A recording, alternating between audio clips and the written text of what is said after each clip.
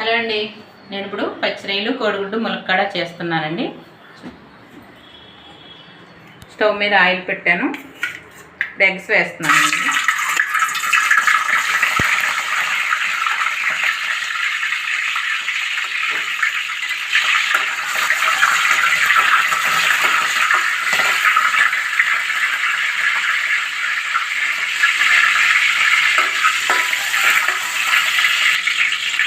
పసుపు వేస్తున్నాను కొంచెం.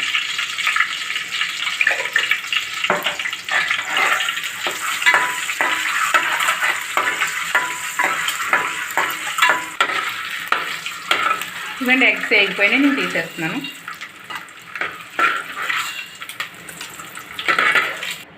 పచ్చిమిర్చి వేస్తున్నాను, ఉల్లిపాయలు కూడా వేసేస్తున్నానండి.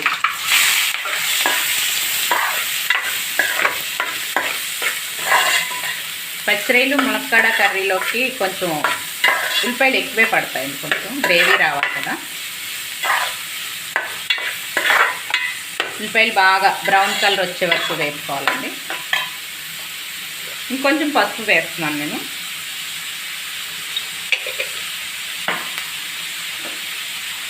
ఉల్లిపాయలు బాగా మగ్గుతాయి, కొంచెం ఉప్పు వేసేస్తున్నానండి. కర్రీకి సరిపడా వేసేస్తున్నాను నేను. ఉల్లిపాయలు బాగా మగ్గాలి.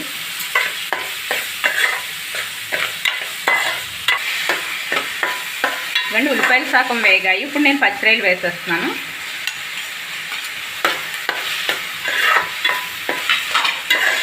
ఉల్లిపాయ పచ్చిరొయ్యలు బాగా వేగాలండి.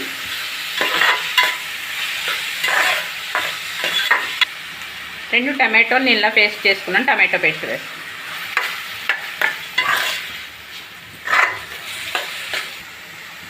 కరివేపాకు వేస్తున్నాను. దీంట్లో నేను చేసుకున్న మసాలా పేస్ట్ వేస్తున్నాను.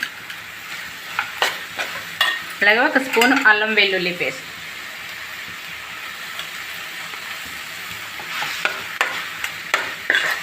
మునక్కాడలు కూడా వేసేస్తున్నానండి నేను.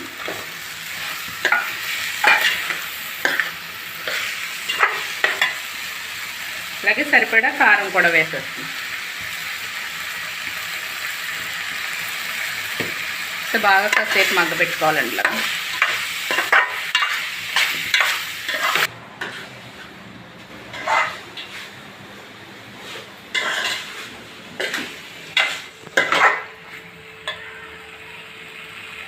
ఇలా ఇప్పుడు ఎగ్స్ వేసేస్తున్నాను. ఇప్పుడు సరిపడా వాటర్ వేసేస్తున్నాను.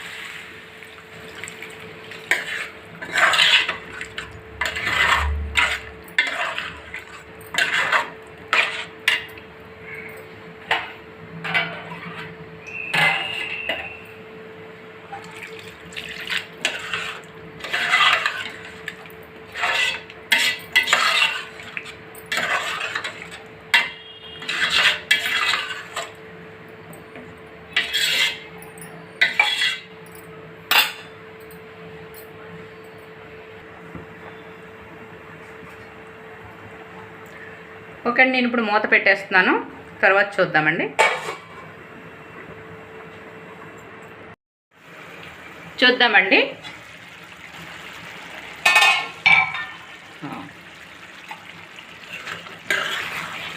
అయిపోవచ్చిందండి. ఇప్పుడు కొంచెం గరం మసాలా వేస్తున్నానండి నేను, ఒక పావు స్పూన్. అలాగే కొంచెం కొత్తిమీర.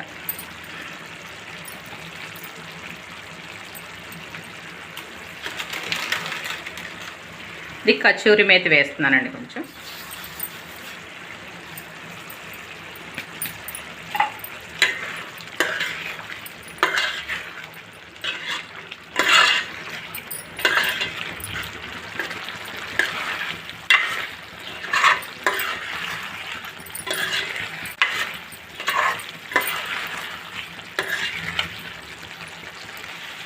అంతేనండి, అయిపోయిందండి. పచ్చిరొయ్యలు కోడిగుడ్లు మునక్కాడ కర్రీ అండి.